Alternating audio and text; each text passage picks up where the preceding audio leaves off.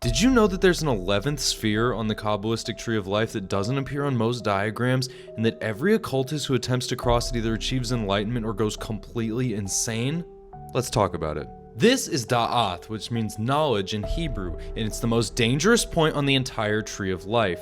Here's what it is. The Tree of Life has 10 sefirot, 10 emanations of God arranged in 3 pillars, but between the supernal triad at the top and the lower 7 sefirot, there's a gap, a chasm, an abyss, and sitting in that abyss is Da'ath, the non-sefirot, the place that simultaneously exists and doesn't exist. Da'ath represents the point where unity shattered into multiplicity. It's the scar where the breaking of the vessels occurred, which was the cosmic catastrophe in Kabbalistic cosmology where the divine light was too intense for the vessels meant to contain it, and they shattered. Da'ath is the memory of that fracture. Now in the Golden Dawn and Thelemic tradition, Da'ath is called the abyss. It's the threshold that you must cross to move from the lower tree to the supernal triad above. Now below the abyss, you're still operating in duality, subject and object, self and other. But above the abyss, there's only unity, no separation, and no ego.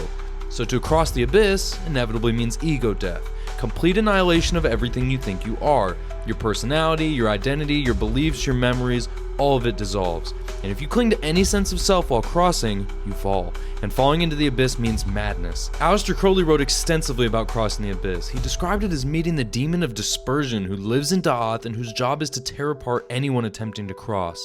He represents the final guardian, the ultimate test. Can you surrender absolutely everything, or will you still grasp at identity and be destroyed? Crowley claimed that crossing the abyss transforms you into a master of the temple, someone who has died to the personal self and operates only as a channel for divine will. But the stories of magicians who attempted the crossing and went insane are legendary in occult circles. Now, some Kabbalists say Da'ath is where the serpent offered Eve knowledge in Eden, the point where humanity fell from divine unity into separation and self-awareness. Knowledge brought division. Da'ath is that knowledge, and returning to unity requires passing back through it. Now, others say Da'ath is the gateway to the Qlipoth, which is the shadow side of the Tree of Life. Now, if you approach the abyss unprepared or with the wrong intent, you don't cross to the supernal realm. You fall into the inverse tree where demons and broken shells reside.